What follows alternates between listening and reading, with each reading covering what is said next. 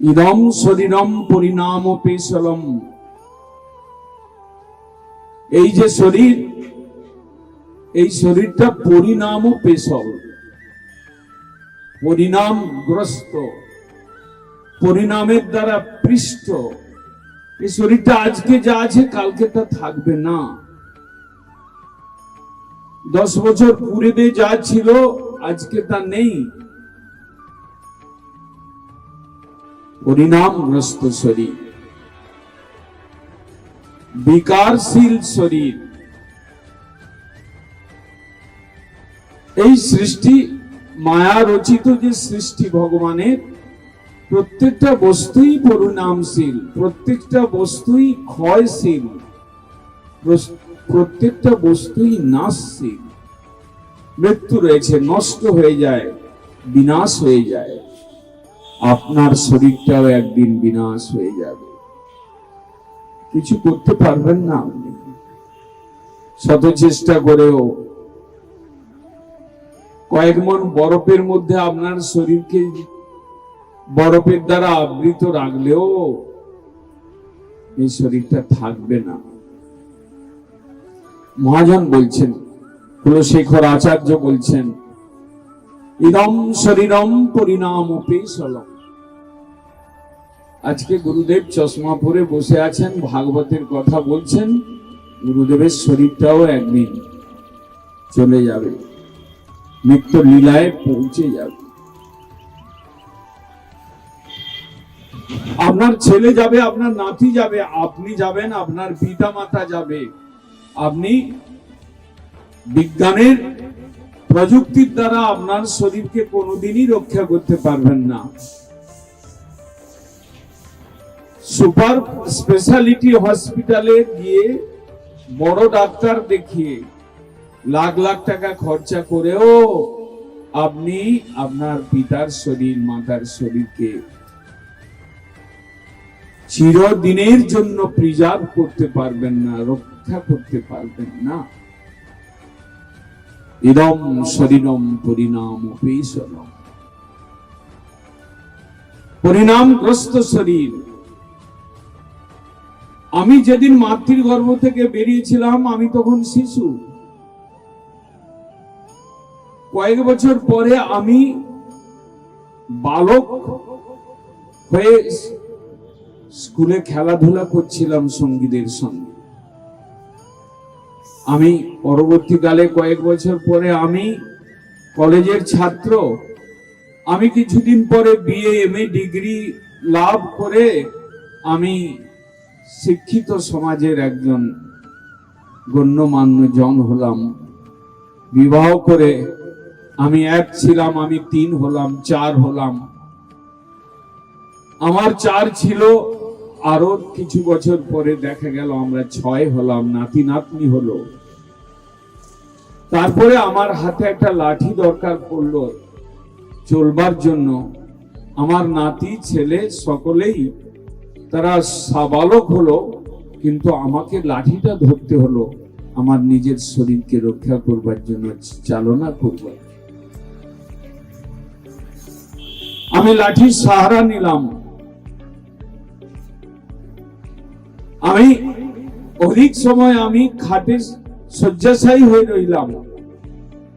বার্ধক্যজনিত ক্লেশ আমাকে জর্জরিত করলো। ঔষধের সাহায্য নিয়ে আমি কোন রকম জীবন যাপন করলাম। হঠাৎ একদিন আমার আত্মীয় স্বজন মিলে 4 জনের কাঁধে তুলে রাম নাম সত্য কৃষ্ণ বল হরি হরি বল বলতে বলতে আমাকে আমার শেষ যাত্রা, শ্মশান যাত্রায় আমাকে নিয়ে গেল। আর তাদের সঙ্গে কোনোদিন দেখা হবে না। ইদম শরীরম, এই যে শরীর, এইরকম পরিণামশীল শরীর। যে দেহের এই গতি, তার অনুগত সংসার বৈভব আর বন্ধু জনযত। আজকে আমি ঘরের বৌমা, আমাকে শাশুড়ি শ্বশুর কত আদর করে। আমার একটা ছেলে হয়েছে, তারা নাতিকে পেয়ে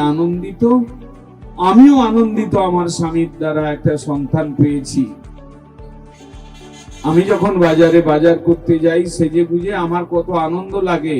ছেলেটা যখন আধো আধো বলিতে আমার কোলে নাচে হাসে, তখন আমার কত জীবনটা বুকটা ভরে যায়। এটা যেমন সত্য, এটাও সত্য, ওই ছেলে আমার মুখে একদিন আগুন দেবে। আমি 4 জনের কাঁধে চড়ে আমি একটা আমার শেষ যাত্রা করতে হবে। আমার লীলা সাঙ্গ হবে। আমার কাছে শুধু থাকবে আমার কর্ম, যে কর্মটাকে নিয়ে আমাকে আবার অন্য কোথাও জন্ম নিতে হবে। আবার জরা ব্যাধি মৃত্যুর করাল গ্রাসে আমাকে গ্রস্ত হতে হবে। আবার আমার মা বাবা চেঞ্জ হবে, আমার ভাই বন্ধু চেঞ্জ হবে, আমার দেশ কাল সমাজ চেঞ্জ হবে। এই রকম যে মানব শরীর, ইদম শরীরম পরিণামপি সত পততি অবশ্যম মৃত্যুর বই প্রাণিনাং ধ্রুব, ভাগবতের ভাষা। এ শরীরটা একদিন পড়ে যাবে, বিছানায় পড়বে, মৃত্যুর মুখে পড়বে, অগ্নিতে ছাই হয়ে যাবে। পরিণাম অপেশনম পদ্ধতি অবশ্যম। যদি এই কথাগুলোই সত্য হয়, মহাজন এইভাবে শরীরের বিবরণ দিয়েছেন, শরীরের পরিণাম বলেছেন, গান করেছেন, এটাই যদি সত্য হয়, কিম ঔষধম পৃচ্ছসে মূঢ় নরমতে, কিম ঔষধম পৃচ্ছসে মূঢ় নর মূঢ়মতে। মূঢ় মানে মূর্খ, মূঢ় মানে অল্প বুদ্ধি সম্পন্ন। কেন আমি মন্দমতি, কেন আমি অল্প বুদ্ধি সম্পন্ন, কেন আমি মূঢ়, আমাকে কেন এভাবে বলা হচ্ছে? কারণ আমি ভগবানের মায়ায় পড়ে শরীরের এই গতির ব্যাপারে আমি চিন্তা করছি না, এর থেকে উদ্ধার পাওয়ার কোনো রাস্তা বের করছি না, রাস্তা আছে কিনা অনুসন্ধান করছি না। কিম ঔষধম পৃচ্ছসে মূঢ় নরমতে। তুমি তো মানব, তুমি তো নর, তোমার তো চেতন সত্তা রয়েছে, তোমার বুদ্ধি বিবেক রয়েছে। তুমি কি চিন্তা করেছো তোমার এই শরীরটার এই যে গতি, এর কোনো ঔষধ রয়েছে এই গতিটা না হয়? কিম ঔষধম পৃচ্ছসে। তুমি কি কোনোদিন ঔষধের ব্যাপারে জিজ্ঞাসা করেছো কাউকে, যে আমি মাতৃগর্ভে তপ্ত পঞ্জরের মধ্যে যন্ত্রণায় ছটফট করছিলাম, ভগবানকে ডেকেছিলাম যে আমাকে গর্ভের থেকে বের করে দাও, আমি তোমার ভজন করব। ভগবান যখন আমাকে জন্ম দিলেন, আমি যখন বেরিয়ে এলাম, জনম লোভিয়া করিব ভজন তব, তখনও ভাবিনু জনম লোভিয়া করিব ভজন তব। জনম হইল পুরী মায়া জালে, না হইল জন্ম নিয়ে তোমার ভজন করব বলেছিলাম, জন্মটা এমন মায়া জালে হয়ে গেল, আমি সবকিছুই ভুলে গেলাম। ভুলিনু তোমারে হরি। এইরকম একটা শরীর, ভোগময় শরীর, ভালো খেতে পারি, ভালো পড়তে পারি, ভালো থাকতে পারি, দোতলা বিল্ডিং করতে পারি অর্থ উপার্জন করে, একটা সুন্দরী স্ত্রীকে বিবাহ করে আনতে পারি, সন্তান উৎপন্ন করতে পারি, অর্থ সঞ্চয় করতে পারি, এমন একটা সুন্দর মানব শরীর। কিন্তু সেই শরীরের গতি হচ্ছে 4 জনের কাঁধে, অথবা সব যান এসি এয়ার কন্ডিশনে আপনাকে জানে করে নিয়ে যাওয়া হবে শ্মশান ঘাটে। আপনার শরীরটা তো আছে, কিন্তু আপনি নেই। আপনার স্ত্রী পুত্র পরিবার বাড়ি গাড়ি আছে, কিন্তু ওদের সঙ্গে সম্বন্ধ ছিন্ন হয়ে গেল, মৃত্যুর পরে আর কোনো সম্বন্ধ নেই। এইরকমটা কেন? 60 বছর 70 বছর একটা বাড়িকে তৈরি করে খেটে, একটা স্ত্রীকে মাকে ভালোবেসে, ছেলেটাকে কঠোর পরিশ্রম করে মানুষ করে, সেখান থেকে আমাকে বিদায় নিতে হচ্ছে কেন? এর কোনো কি ঔষধ আছে আমি যাতে বিদায় আমাকে না নিতে হয়? অথবা ঘুরিয়ে যদি বলি, আবার জন্ম আবার মৃত্যু যেন না হয়। এমন কি কোন স্থান আছে যেখানে আর মৃত্যু হবে না, মৃত্যু নেই? এমন অমৃত্যুর কোন লোক আছে? ওখানে কি যাওয়া যেতে পারি না? বা এই সংসারে ত্রিতাপ ক্লেশের মধ্যে থেকে ঠকতে ঠকতে, দুঃখ পেতে পেতে, যন্ত্রণা পেতে পেতে, কৃষ্ণের কাছে প্রার্থনা করতে করতে এমন কি কোন স্থানে যেতে পারি না যেখানে জরা ব্যাধি মৃত্যুর প্রবেশ নেই?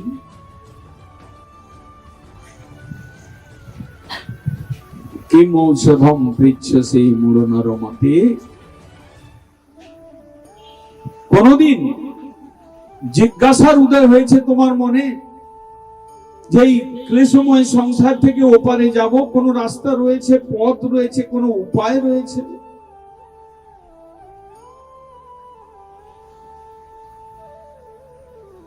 ভেতর থেকে কোনদিন জানবার ইচ্ছা হয়েছে? সাধুর কাছে যাওয়ার কথা পরের কথা, ভেতর থেকে কি কোনদিন বিছানায় শুয়ে শুয়ে ভোরবেলা ঘুম ভেঙেছে, চিন্তা করেছি আমার জীবনটা কেমন গেল, আমার জীবনটা কি সুখে গেল, আমার জীবনের কি কোনো কর্তব্য বাকি রইল? ছেলে মেয়ে আত্মীয় স্বজনের জন্য অনেক করলাম, কিন্তু আর কি কোনো কাজ বাকি রইল আমার জীবনে?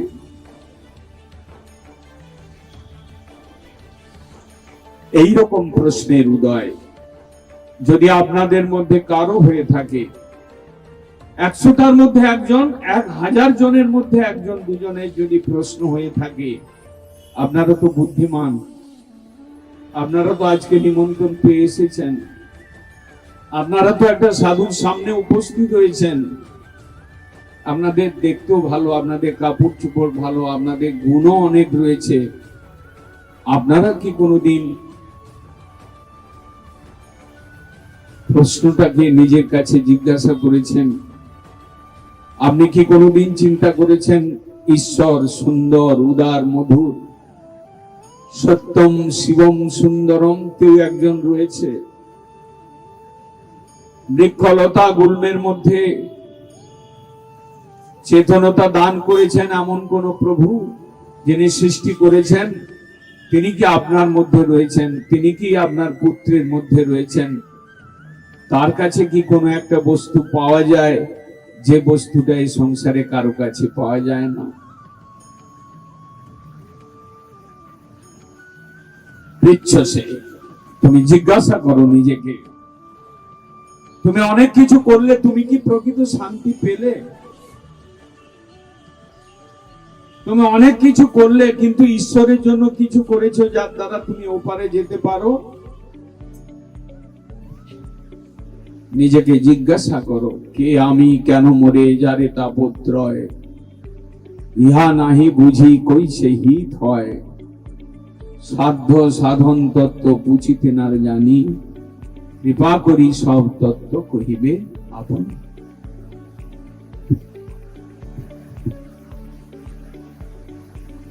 শেষ গতিটা কোথায়? শেষ গতি আমার শ্মশান ঘাটে? শেষ গতি কি আগুনের খাদ্য আমি? শেষ গতি কি আমি একটা ছাই বা হাড়ের টুকরা? জিজ্ঞাসা করো, এটাই যদি শেষ গতি হয়, তাহলে এত বড় একটা হাট বিছালে, গাধার মতো পরিশ্রম করলে সেই ফলটা কে পাবে? তুমি পাবে, না তোমার ছেলে মেয়ে পাবে, না তোমার নাতি নাতনি পাবে? তোমার সেই কিছু পাওয়ার অধিকার রয়েছে কিনা? সারা জীবনটা খেটে, বিদ্যা অর্জন করে, অর্থ উপার্জন করে, ছেলে মেয়ের উৎপন্ন করে, বাড়ি তৈরি করে, তাদের সুব্যবস্থা করার পরে তুমি কেন ছাই, তুমি কেন একটা অস্থির টুকরো, তুমি কেন গঙ্গা জলে তোমার ছেলে মেয়েরা ওই অস্থির টুকরাটা ফেলে দেবে, তোমার সবকিছুই শেষ হয়ে যাবে। গৌর ব্রহ্মানন্দে হরি হরি।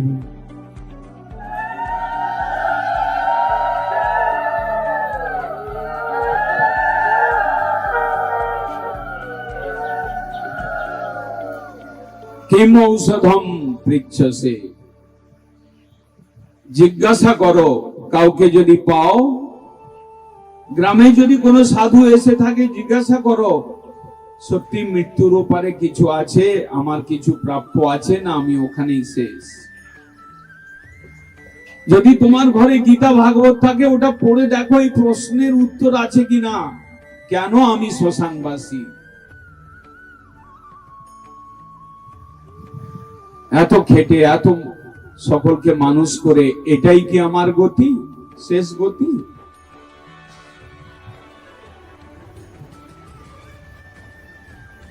এই প্রশ্ন জিজ্ঞাসা করেছিলেন ভারতবর্ষের মুনি ঋষিদের কাছে বহু সুকৃতিবান জীব, ধ্রুব, প্রহ্লাদ, নচিকেতা, আরুণি, অম্বরীশ, চিত্তকেতু রাজা, যুধিষ্ঠির মহারাজ, তারা এই সকল প্রশ্ন জিজ্ঞাসা করেছিলেন জীবনের শেষ গতি কোথায়। আজকে এখানে আধ্যাত্মিক চর্চা হচ্ছে, আজকে সিনেমা, বায়োস্কোপ, ডিজে গান, তারপরে তথাকথিত অষ্টম প্রহরের নাচ গান, মেয়ে নাচবে, পুরুষ নাচবে।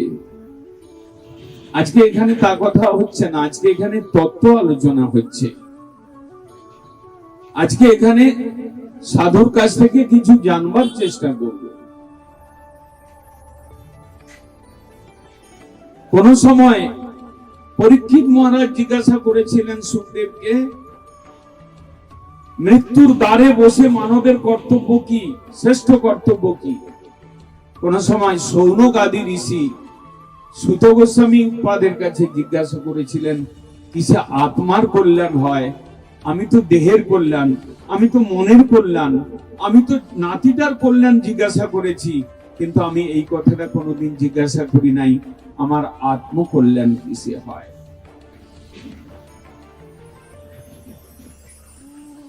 জিজ্ঞাসা করেছিলেন বিদুর মহারাজ মৈত্র ঋষির কাছে, জিজ্ঞাসা করেছিলেন যুধিষ্ঠির মহারাজ নারদের কাছে। এইরকম জিজ্ঞাসার দ্বারাই আমরা পরম মঙ্গলের কথা জানতে পারি। আমাদের সময় নেই জিজ্ঞাসার, আমরা সকাল থেকে সন্ধ্যা পর্যন্ত ব্যস্ত। আমরা কিসের জন্য ব্যস্ত? মূল কেন্দ্রবিন্দু খাওয়া পড়া থাকা, এর উপরের কোনো কথার জন্য আমরা ব্যস্ত নই। যেটা বিড়াল, কুকুর, শৃগাল, গাছের জঙ্গলের পক্ষী, উট, শূকর, এই সকল প্রাণী, পশু, পক্ষী যে নিয়ে ব্যস্ত, আমরাও সেই নিয়ে ব্যস্ত সকাল থেকে সন্ধ্যা পর্যন্ত। আহার নিদ্রা ভয় মৈথুন অঞ্চল সামান্যম এতাং পশুভি নরানা। শাস্ত্র মহাজন বলছেন, খাওয়া, শোয়া, নিদ্রা যাওয়া, নিজেকে ভয় থেকে রক্ষা করবার চেষ্টা করা, আর মৈথুন ক্রিয়ার দ্বারা সন্তান উৎপন্ন করা, এটা পশু এবং মানবের মধ্যে এই চারটি গুণ সমান। আপনার মধ্যে কোনো বিশেষতা নেই। আপনি সেগুন কাঠের পালঙ্ক কিনে এনে 15,000 টাকা দিয়ে আপনি স্বামী স্ত্রী শুইবার ব্যবস্থা করেছেন, কিন্তু একটা শূকর নর্দমার ধারে সেও একটা ব্যবস্থা করে নিয়েছে, দুর্গন্ধ যেন নাকে আসে আর যেন ভালো ঘুমটা হয়। একটা পাখি, বাবুই পাখি, সেও পাতাকে সরু সরু করে ঘাস দিয়ে একটা বাসা বানিয়েছে, তারও উপরতলা রয়েছে, আবার নিচের তলা রয়েছে, আন্ডারগ্রাউন্ড। সেও কি করেছে, সেও একটা মেয়ে পাখিকে বিবাহ করে সংসার করবে বলে সেও ঘর বানিয়েছে। আপনার সঙ্গে ওর তফাৎ কোথায়? চিন্তা করতে হবে। একবার ভাবো মনে, কে তুমি, কোথায় ছিলে, কি কারণে এথায় এলে, কিবা কার্য করে গেলে, একবার ভাবো মনে। শাস্ত্র বলছেন আহার নিদ্রা ভয় মৈথুন কিয়া, এটা পশু পক্ষী মানব দেবতা সকলের মধ্যে এক। কোনো কি আমাদের মধ্যে বিশেষ কিছু গুণ নেই? ধর্মহি তেষাং অধিক বিশেষ, ধর্মেন হীনা পশুভি সমান। আপনার মধ্যে ধর্মবোধ একমাত্র বিচারটা আপনার কাছে রয়েছে, পশু পক্ষী বৃক্ষ এদের মধ্যে নেই। ধর্মবোধ, এটা ভালো, এটা মন্দ, এটা মঙ্গলকর, এটা কষ্টকর, এটা নরকের রাস্তা, এটা স্বর্গের রাস্তা, এই বোধটা আপনার মধ্যে রয়েছে, কিন্তু পশু পক্ষীর মধ্যে নেই।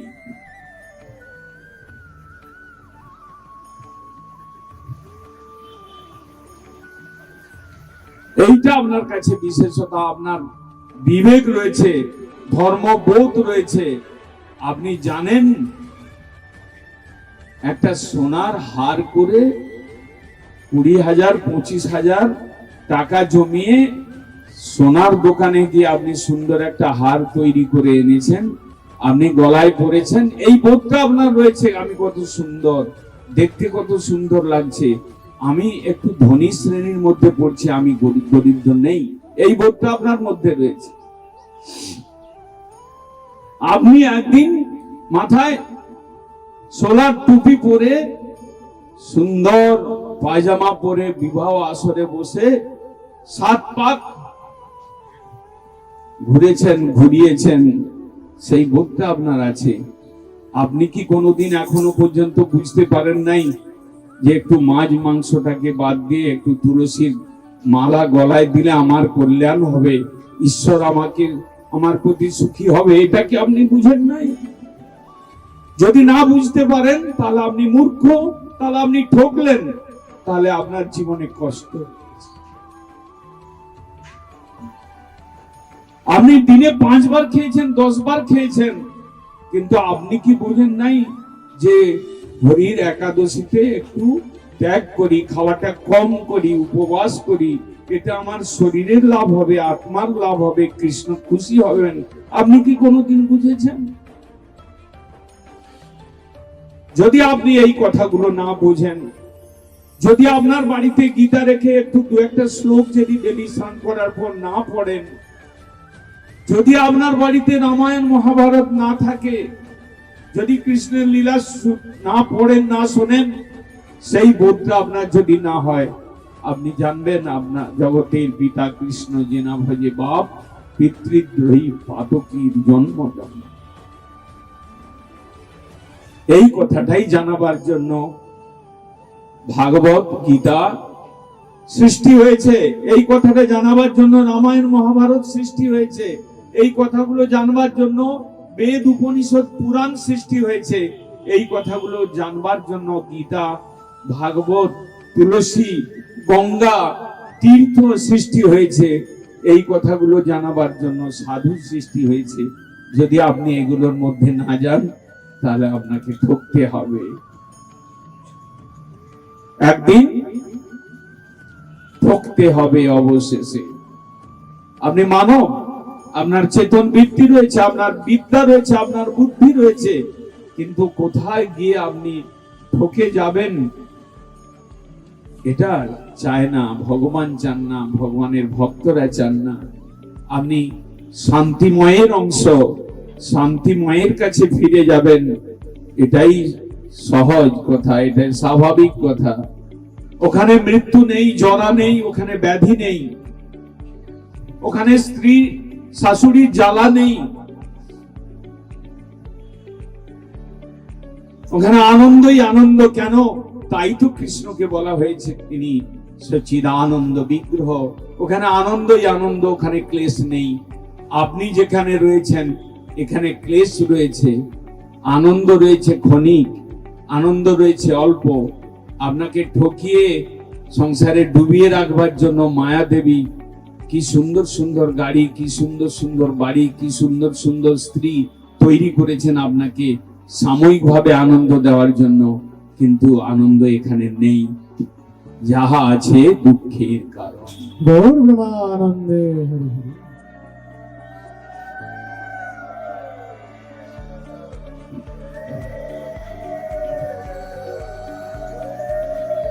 আপনার গ্রামে স্কুল রয়েছে, কলেজ রয়েছে আপনার কয়েকটা গ্রামের মধ্যে, কিন্তু ভগবান মহামায়ার দ্বারা এগুলো রেখেছেন, আবার যোগমায়ার দ্বারা কোন কোণে শীতল মায়ের মন্দির, কোন জায়গায় গণেশের মন্দির, কোন জায়গায় মা কালীর মন্দির, কোন জায়গায় রাধা গোবিন্দের মন্দির শহরের কাছে কোথাও রয়েছে।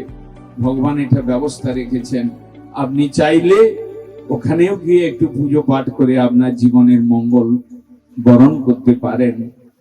আপনার কাছে সুযোগ রয়েছে, কোনো না কোনো ভক্ত আপনার এরিয়ায় রয়েছে, তারা 20-25 হাজার 30 হাজার খরচা করে সাধুদেরকে এনে আপনাদেরকে প্রসাদের ব্যবস্থা করে আপনাদের কানে কিছু হরিনাম সংকীর্তন এবং হরিকথা শ্রবণ করার ব্যবস্থা করার লোক রেখেছে। তাও যদি ভগবানের ভজন না করে জীবন সার্থক না করতে পারেন, নিজেদের জীবনে কুঠারাঘাত করলেন, নিজেদের মস্তকে নিজেদেরকে ঠকালেন, এটা নিশ্চয়ই বুঝবে। ভালো লাগলো এই কয়েকদিন এই অঞ্চলে রয়েছি, ভক্ত ভাবাপন্ন আপনাদের অনেকের সঙ্গে দেখা হলো। কথাগুলো চিন্তা করবেন, কৃষ্ণ ভজন করে জীবনকে সার্থক করবেন। সংসার সমুদ্রের ওপারে যাওয়ার রাস্তা রয়েছে, ভগবানের কথাকে ধরে ভগবানের নামকে জপ করতে করতে ওপারে যাবেন, চেষ্টা করবেন, জীবনে অনেক আনন্দ পাবেন। বাঞ্ছা কল্পতরু ভৈষ্য কৃপা সিন্ধু ভয়ে বচ পতিতানাং পাবনেভ্যো বৈষ্ণব।